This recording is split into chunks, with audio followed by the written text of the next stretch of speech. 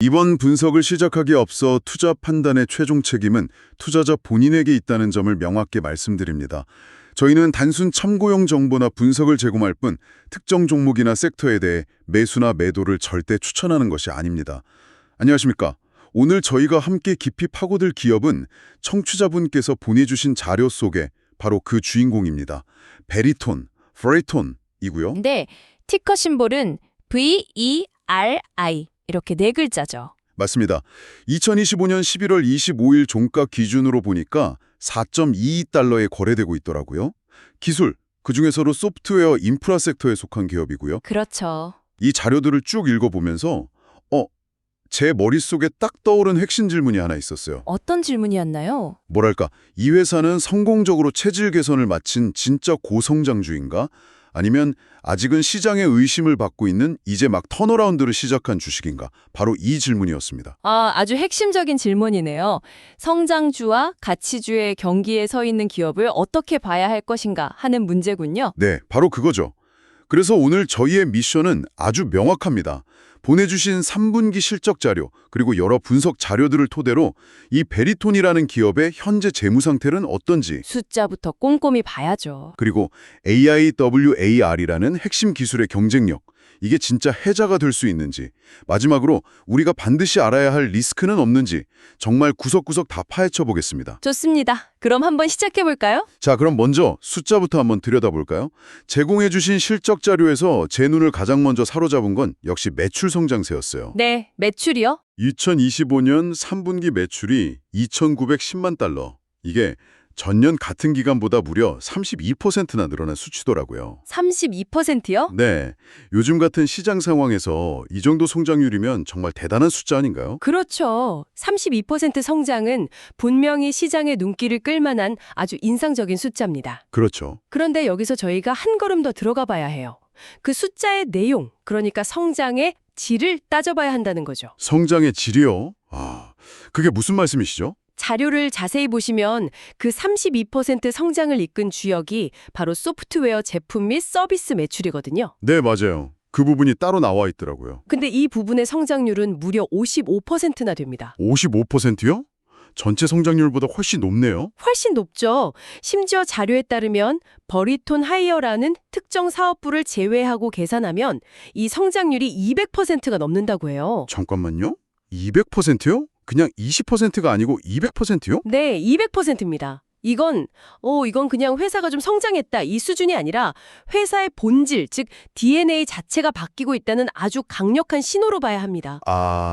그러니까 단순히 전체 파이가 커진 게 아니고 돈을 버는 방식 자체가 아주 근본적으로 바뀌고 있다는 말씀이시군요. 정확합니다. 바로 그겁니다. 자료의 핵심 내용 중 하나가 바로 베리톤이 과거의 수익성 낮은, 뭐랄까 좀 마진이 박한 사업들을 과감히 정리했다는 거예요. 네네, 구조조정을 했다는 거죠? 그렇죠. 그리고 AIWAI, AI웨어라고 하죠. 이 자체 플랫폼을 기반으로 한 고마진 소프트웨어 기업으로 완전히 변신했다는 겁니다. 아하, 방금 말씀하신 그 55%또 200%라는 숫자가 바로 그 전략적 전환이 시장에서 먹히고 있다, 성공하고 있다는 가장 확실한 증거인 셈이죠. 와, 그렇게 체질 개선을 한 게 드디어 이익단에도 영향을 미치기 시작했나 보네요. 제가 주당 순이익, EPS 지표를 보니까요. 네, EPS도 중요하죠. 시장에서는 3분기에 주당 마이너스 0.11달러 정도 손실을 볼 거다 이렇게 예상을 했는데 막상 뚜껑을 열어보니까 마이너스 0.08달러로 손실폭이 훨씬 적었어요. 그렇죠. 예상치보다 좋게 나왔죠. 계산해보니 예상보다 27% 넘게 실적이 좋았던 이른바 어닝 서프라이즈를 기록한 거더라고요. 맞아요. 물론 아직 흑자 전환을 한 건 아니지만 그 적자폭을 시장의 예상보다 훨씬 빠른 속도로 줄여나가고 있다는 점이 아주 중요합니다. 네. 그리고 이걸 기업 가치, 즉 밸류에이션 관점에서 연결해서 보면 더 흥미로운 지점이 보입니다. 바로 주가 매출 비율, PS 레이쇼인데요. 그 부분이 저도 정말 궁금했어요. 자료를 보면서 좀 놀랐거든요. 어떤 점 때문에요? 베리톤의 PS 레이쇼가 2.71배인데 자료에서 비교 대상으로 언급된 사운드하운드라는 회사는 무려 20.64배나 되더라고요. 네, 거의 8배 가까이 차이가 나죠. 아니 이렇게까지 차이가 날 수 있나요? 이건 대체 어떻게 해석을 해야 하는 거죠? 물론 두 회사의 사업 모델이 100% 똑같다고 볼 수는 없어서 직접적인 비교는 항상 조심해야 합니다. 그건 전제로 하고요. 네, 그렇겠죠. 하지만 이 엄청난 격차는 한 가지 중요한 가능성을 시사하고 있어요. 바로 시장이 아직 베리톤의 이 성공적인 변신, 그러니까 소프트웨어 기업으로의 전환과 그 안에 담긴 성장 잠재력을 주가에 온전히 다 반영하지 않고 있을 수 있다는 겁니다. 그러니까 시장이 아직 이 회사의 변화를 못 따라오고 있을 수 있다? 일종의 상대적 저평가 상태일 수 있다는 말씀이시네요? 네, 그런 해석의 여지가 충분히 있죠. 잠깐만요, 전문자님. 근데 PS 레이쇼가 낮다는 게 항상 좋은 신호는 아니잖아요? 그렇죠, 물론입니다. 혹시 이게 그 말로만 듣던 가치 함정, 밸류 트랩일 가능성은 없을까요? 그러니까 시장이 뭔가 우리가 아직 모르는 큰 리스크를 보고 있기 때문에 싸게 평가하는 것일 수도 있잖아요? 와, 아주 좋은 지적입니다. 정말 중요한 포인트예요. 그 가능성을 절대 무시하면 안 됩니다. 네. 실제로 저희가 이따 뒤에서 다루겠지만 베리톤은 여전히 여러 리스크를 안고 있는 회사예요. 하지만 지금까지 나온 숫자들, 지표들만 놓고 보면 시장이 아직 따라오지 못한 저평가일 가능성에 조금 더 무게를 둘 수 있는 근거들이 보인다는 거죠. 어떤 근거들일까요? 예를 들면 재무 건전성이 개선되고 있다는 점 같은 겁니다. 그 부채 관련 내용 말씀이시죠? 저도 그 부분 인상 깊게 봤습니다. 연간 부채 상환 비용을 80만 달러나 줄였다는 내용이 있더라고요. 네, 80만 달러. 요즘처럼 금리가 계속 오르는 시기에는 이자 비용 줄이는 게 정말 중요하잖아요. 기업 입장에서는 정말 큰일한 거 아닌가요? 그럼요. 그리고 이게 단순히 계산서에서 이자 80만 달러를 아꼈다. 이걸 넘어서는 의미가 있어요. 더 큰 의미가 있다고요? 네. 여기서 아낀 돈 이 80만 달러가 고스란히 회사의 순이익 개선으로 이어질 수 있고요. 그렇게 확보된 현금은 다시 미래 성장을 위한 연구 개발, 즉 R&D에 투자될 수 있거든요. 아... 일종의 선순환 구조의 첫 단추를 이제 막 끼웠다. 이렇게 긍정적으로 평가해 볼 수 있는 부분입니다. 그렇군요. 선순환 구조의 시작이라. 정말 매력적으로 들리네요. 하지만 아까 말씀하신 것처럼 여전히 그림자도 존재하잖아요. 그렇죠. 빛이 있으면 그림자도 있는 법이죠. 미국 회계 기준 갭 기준으로 보면 순손실은 계속되고 있고요. 3분기 추정치만 봐도 손실액이 8,570만 달러에서 9,320만 달러 사이니까 꽤 크던데요. 네, 아직 적자 기업인 건 명백한 사실입니다. 이런 상황에서 저희 청취자분들 같은 투자자는 뭘 가장 유심히 지켜봐야 할까요? 어떤 지표가 핵심일까요? 핵심은 속도입니다. 속도요. 속도요? 네. 두 가지 속도를 봐야 해요. 첫째는 회사가 가진 현금이 소진되는 속도. 이걸 보통 현금 소진율, burn rate라고 하죠. 네, 번 레이트. 그리고 둘째는 영업활동을 통해서 실제로 돈을 벌어들이는 능력을 보여주는 영업현금 흐름, OCF가 얼마나 빠른 속도로 개선되고 있는지 이 두 가지 속도를 계속해서 추적해야 합니다. 아, 그러니까 지금의 성장이 단순히 돈을 막 태워서 만드는 위태로운 성장이 아니라 정말로 이익을 낼 수 있는 건강한 성장으로 이어지고 있는지 그 과정을 확인해야 한다는 거군요. 바로 그겁니다. 그 속도의 싸움에서 이기고 있다는 증거를 계속 보여줘야만 시장의 신뢰를 얻고 주가도 재평가받을 수 있는 거죠. 알겠습니다. 숫자를 통해 본 베리톤의 모습은 성공적인 변신이라는 아주 밝은 면과 지속되는 적자라는 어두운 면이 공존하는 정말 흥미로운 단계에 있는 것 같네요. 네, 그래서 더 면밀하게 들여다볼 필요가 있는 기업이죠. 자, 그럼 이 모든 변화의 중심에 있는 핵심 무기 AIWR의 플랫폼에 대해서 한번 제대로 파고 들어가 보죠. 드디어 AIWR가 나왔네요. 자료에서는 이걸 무려 기업용 AI 운영체제 AIOS라고까지 표현하던데 대체 이게 뭐길래 베리톤의 운명을 좌우한다고 하는 걸까요? 가장 쉽게 말하면요. AIWR에는 세상의 모든 정리되지 않은 데이터를 돈이 되는 정보로 바꿔주는 마법상자 같은 거예요. 정리되지 않은 데이터라면 예를 들어 어떤 것들이 있을까요? 바로 지금 우리가 듣고 있는 이런 팟캐스트 같은 오디오 파일. 이것도요? 네. 그리고 우리가 유튜브에서 매일 보는 영상, 뉴스 기사나 SNS 게시물 같은 텍스트들. 이런 데이터들은요, 양은 정말 어마어마하게 많지만 그 자체로는 컴퓨터가 검색하거나 분석하기가 아주 어려운 비정형 데이터, unstructured 데이터거든요. 그렇겠네요. 영상 속에서 누가 무슨 말을 했는지 검색하려면 사람이 직접 다 들어봐야 하니까요. 그렇죠. AIWR에는 바로 그 힘든 일을 대신 해주는 겁니다. 이런 비정형 데이터들을 AI 기술로 분석해서 검색 가능하고 또 활용 가능한 아주 가치 있는 자산으로 만들어주는 역할을 하는 거죠. 그렇군요. 그런데 솔직히 AI로 데이터를 분석해주는 솔루션은 요즘 다른 큰 회사들도 정말 많지 않나요? 뭐 구글이나 마이크로소프트 같은 것들이요. AIWR만의 특별한 점, 차별점이 대체 뭔가요? 바로 그 지점이 베리톤 투자의 가장 중요한 핵심이라고 할 수 있습니다. AI웨어의 가장 강력한 무기는 자료에도 나와 있듯이 엔진 비종속성, 엔진 애그노스틱이라는 아주 독특한 특징이에요. 엔진, 비종속성이요? 말이 좀 어려운데요. 혹시 청취자분들을 위해서 좀 더 쉬운 비유가 있을까요? 혹시 유니버설 리모컨 써보셨어요? 유니버설 리모컨요? 아, 네. 하나로 여러 기계 다 조종하는 거 말씀이시죠? 네, 맞습니다. TV는 삼성 걸 쓰고 사운드바는 소니, 셋톱박스는 애플 제품이라도 그 리모컨 하나로 다 조종할 수 있잖아요. 그렇죠. 아주 편하죠. AI 웨어가 바로 AI 세계의 유니버설 리모컨 같은 역할을 하는 거예요. 아, 이제 좀 감이 오네요. 그러니까 베리톤 자기네가 만든 AI 엔진만 쓰라고 고집하는 게 아니라 그렇죠. 구글, 아마존, 마이크로소프트, 오픈 AI 같은 다른 회사들이 만든 수백 개의 최고 AI 엔진들을 고객이 자기 입맛대로 상황에 맞게 골라 쓸 수 있게 해주는 그런 플랫폼이라는 거군요. 완벽한 이해입니다. 고객은 특정 문제에 따라서 예를 들어 영상 속에서 특정 인물의 얼굴을 인식하는 데에는 A사 엔진이 제일 좋으니까 그걸 쓰고 네네. 또 음성을 텍스트로 변환하는 데에는 B사 엔진이 더 뛰어나니까 그걸 쓰는 식으로 각 분야 최고의 AI들을 조합해서 최적의 결과를 얻을 수 있게 되는 거죠. 와, 이런 개방성과 유연성이 모든 걸 자기들 생태계 안에서만 해결하려는 거대 기술 기업들의 폐쇄적인 전략과 차별화되는 가장 큰 경쟁력이라고 할 수 있습니다. 듣고 보니 정말 강력한데요. 한번 그 플랫폼에 익숙해지면 와, 다른 걸로 바꾸기가 정말 어렵겠어요. 우리 회사의 모든 데이터랑 업무 방식이 거기에 다 맞춰져 있을 테니까요. 바로 그겁니다. 경제학 용어로는 그걸 전환 비용이 높다고 표현하는데요.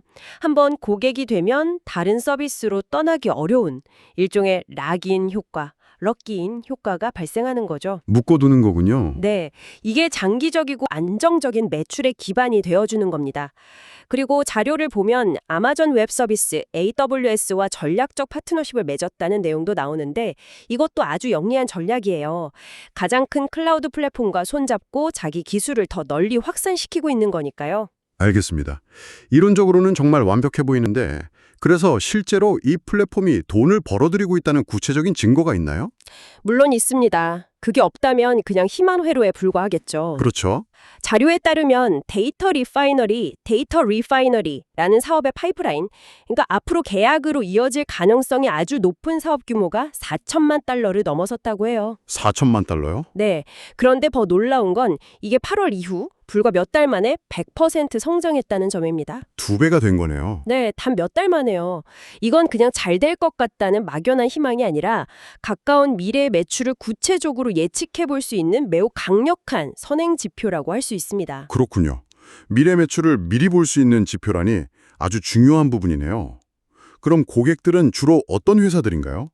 혹시 특정 산업이나 소수의 대형 고객에게만 너무 의존하고 있는 건 아닌지 그런 리스크도 좀 궁금한데요. 아주 좋은 질문입니다. 고객 다각화는 리스크 관리의 기본이니까요.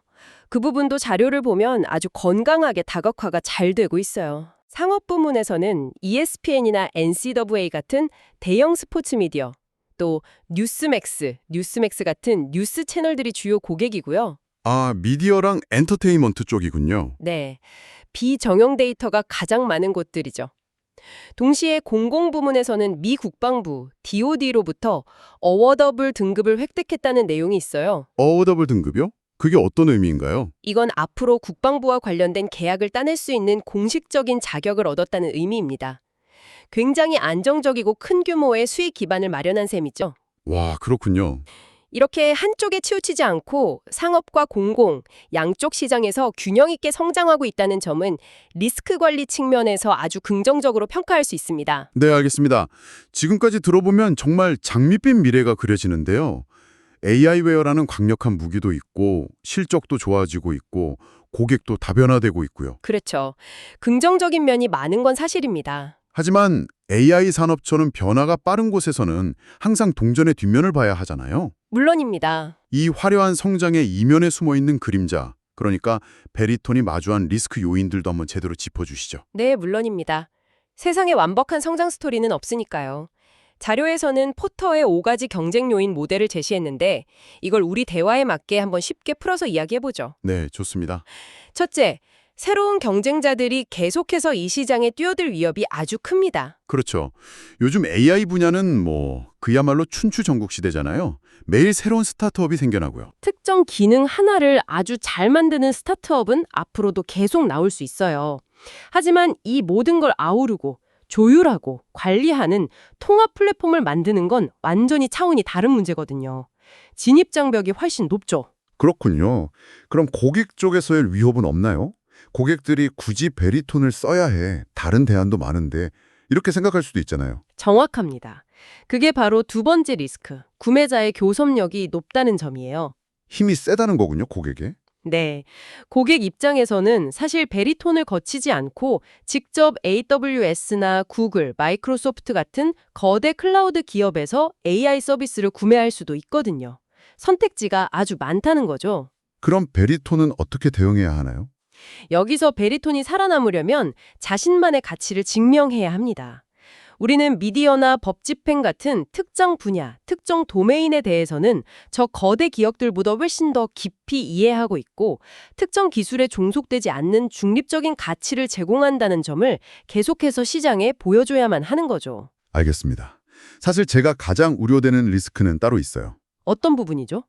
바로 생성형 AI, 특히 챗 GPT 같은 거대 언어 모델, LLM의 등장이요. 이런 엄청난 기술이 계속 발전하면 언젠가는 베리톤이 하던 일들을 그냥 다 대체해버리는 거 아닐까요? 정확히 핵심을 찝으셨습니다. 그게 바로 대체제의 위협이고 어쩌면 베리톤이 지금 마주한 가장 크고 본질적인 위협일 수 있습니다. 그렇죠. 네. LLM 기술이 베리톤의 특정 분석 솔루션을 쓸모없게 만들 잠재력은 분명히 존재합니다. 여기서 베리톤의 생존 전략은 아주 명확해져야 해요. 어떤 전략을 써야 할까요? 새로운 LLM들을 적으로 보고 경쟁할 게 아니라 최대한 빠르게 AI 웨어 플랫폼 안으로 끌어들여서 통합해야 합니다. 적으로 만드는 게 아니라 내 편으로 만든다. 바로 그거죠. 새로운 LLM이 나왔네? 좋아. 이제 우리 고객들은 AI 웨어 플랫폼 안에서 저것도 선택해서 쓸 수 있어. 이렇게 만드는 겁니다. 와, 위협을 기회로 전환해서 내 플랫폼의 가치를 오히려 더 높여주는 재료로 써야만 이 무한 경쟁에서 살아남을 수 있습니다. 정말 치열한 싸움이네요. 이 모든 기회와 위협을 종합해 봤을 때 다시 처음 질문으로 돌아가게 돼요. 4.22달러라는 현재 주가와 그 낮은 PS 레이시오를 다시 생각해 보게 되거든요. 이게 정말 저평가된 기회일까요? 아니면 이 모든 리스크가 이미 반영된 합리적인 가격일까요? 그것이 바로 이 투자의 핵심 질문이자 가치와 성장의 트레이드오프라고 부르는 딜레마입니다. 트레이드오프. 네. 주가가 싸 보이는 건 분명 사실이지만 그 가격표에는 방금 우리가 나눈 지속적인 순손실이라는 재무적 문제와 AI 시장의 무한 경쟁이라는 구조적 리스크가 이미 다 녹아있을 가능성이 높다는 걸 절대로 잊으면 안 됩니다. 결국 청취자분께서 이 양면을 모두 보고 스스로 판단해야 할 몫이겠군요. 맞습니다. 그래서 청취자분께서 스스로에게 던져야 할 궁극적인 질문은 이것이라고 생각해요. 소프트웨어 부문의 55%라는 이 폭발적인 성장 속도가 회사가 돈을 태우는 속도를 결국 앞질러 흑자로 전환되는 그날을 얼마나 빨리 가져올 수 있는가? 그 속도에서 이길 수 있느냐? 네, 바로 그 질문에 대한 자기 자신만의 확신을 찾는 과정이 곧 투자 결정의 과정이 될 겁니다. 자, 오늘 베리톤에 대한 정말 긴 분석을 이제 정리해 볼 시간입니다. 저수익 사업을 과감히 정리하고 고마진 소프트웨어 기업으로 성공적인 변신을 이뤄냈고요. 네, 체질 개선에 성공했죠. 그 중심에는 엔진 비종속성이라는 아주 독특하고 강력한 해자를 가진 AI웨어 플랫폼이 있었습니다. 핵심 경쟁력이죠. 그리고 데이터 리파이너리 파이프라인의 폭발적인 성장을 통해서 미래 실적에 대한 기대감도 확실히 심어졌네요. 네, 아주 잘 요약해 주셨습니다. 핵심 투자 논점을 딱 두 가지로 압축해 볼 수 있겠어요. 두 가지요? 첫째는 플랫폼의 생존력입니다. 과연 AI 웨어의 이 개방성과 유연성이 모든 걸 자신들의 생태계 안에 가두려는 AWS나 구글 같은 거대 공룡들의 수직 계열화 전략에 맞서서 끝까지 경쟁 우위를 지켜낼 수 있을 것인가? 이게 첫 번째 관전 포인트고요. 그리고 두 번째는요? 두 번째는 수익성 전환의 타이밍입니다. 지금의 이 적자고리를 언제 끊고 의미 있는 이익, 특히 EBITDA의 흑자로 전환하는 그 임계점에 얼마나 가까워졌는가. 그 시점이 언제가 될 것이냐? 네, 이것이 앞으로 주가 상승의 가장 핵심적인 열쇠, 즉 트리거가 될 겁니다. 자료의 결론은 우리가 논의한 이 모든 리스크를 충분히 인식하고 감수할 의향이 있는 투자자에게는 현재의 낮은 주가와 PS 레이시오가 분명 매력적인 성장 잠재력을 제공한다는 것이었죠. 정말 깊이 있는 분석이었습니다. 오늘 대화를 통해서 베리톤이라는 기업을 정말 입체적으로 다각도로 이해할 수 있었네요. 마지막으로 괜찮으시다면 청취자분 때 생각해 볼 만한 질문 하나를 던지면서 마무리하고 싶습니다. 네, 좋습니다. 저희는 오늘 대화 내내 LLM 같은 새로운 기술을 대체제의 위협이라는 관점에서 주로 봤잖아요. 그렇죠. 경쟁자, 위협 요인으로 봤죠. 그런데 관점을 180도 한번 뒤집어 보면 어떨까요? 관점을 뒤집는다면요. 만약 AI 웨어가 진정한 AI 세계의 지휘자, 오케스트레이터가 맞다면 오히려 지금처럼 더 전문화되고 다양해진 AI 모델과 LLM들이 폭발적으로 등장하는 이 현상 자체가 이 모든 걸 교통정리해줄 AI 웨어 같은 중앙 통제 시스템의 필요성을 더욱 키워주는 가장 강력한 순풍이 될 수는 없을까요? 위협이 아니라 오히려 베리톤이라는 회사의 존재 이유를 더 확고하게 만들어주는 가장 큰 기회 요인이 될 수 있다는 거죠. 이 질문에 대해 한번 깊이 고민해 보시면 투자에 큰 도움이 될 것 같습니다. 다시 한번 말씀드리지만 투자 판단의 최종 책임은 투자자 본인에게 있다는 점을 명확히 말씀드립니다. 저희는 단순 참고용 정보나 분석을 제공할 뿐 특정 종목이나 섹터에 대해 매수나 매도를 절대 추천하는 것이 아닙니다. 항상 여러분의 성공 투자를 기원합니다. 내용이 좋으셨다면 구독, 좋아요 부탁합니다.